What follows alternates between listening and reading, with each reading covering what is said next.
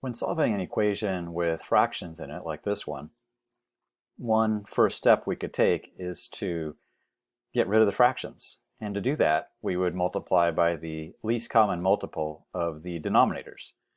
So here we have two different denominators. We have b, then we have 3b squared minus 2b. Now, before deciding on a common multiple for these denominators, if you have a denominator with more than one term in it, like this 3b squared minus 2b, we should really see if we can factor it first, because it might simplify the process later.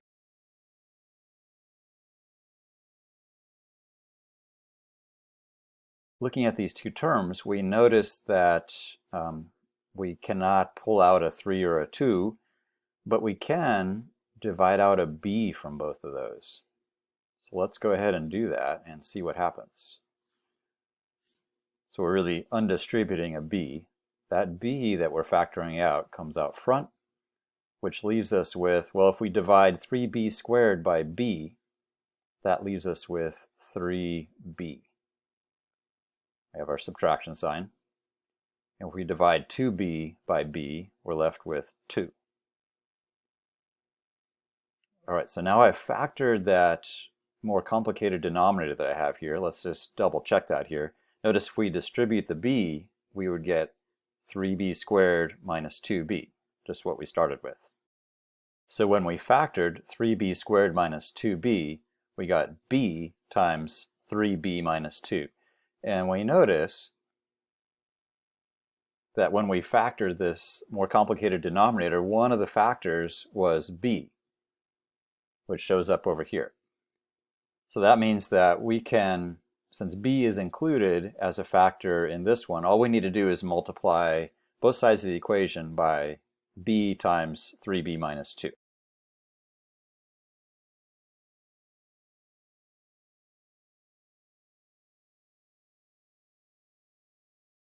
So we see on the left side that b divided by b equals 1. So I'm going to go ahead and cancel those out right away. And 3b minus 2 times 1 is just 3b minus 2. Okay, so on the left side we have 3b minus 2. Now the right side is more complicated, so I'm going to slow down and rewrite all of this. And when I rewrite these denominators, I'm going to rewrite them in factored form. And I'm also going to distribute this b times 3b minus 2. So we're multiplying both terms by b times 3b minus 2.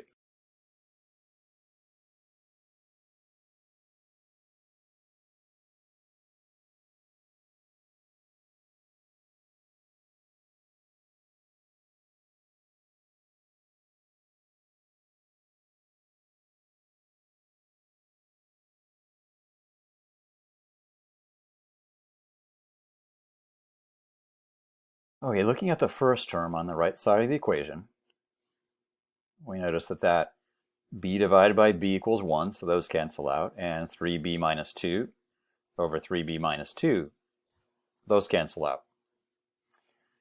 And over here, same thing happens. b divided by b equals 1, and 3b minus 2 divided by 3b minus 2, that equals 1. Okay, we're now ready to simplify the right side of the equation.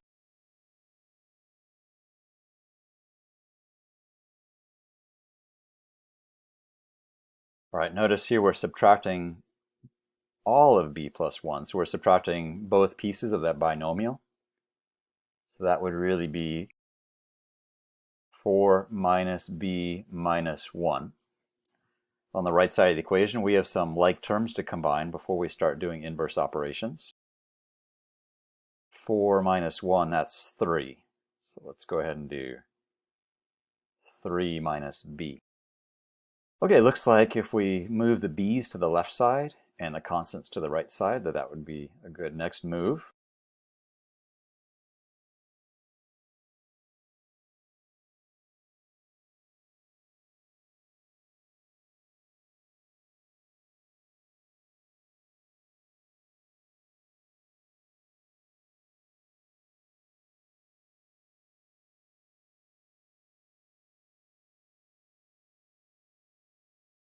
And we get b equals 5/4.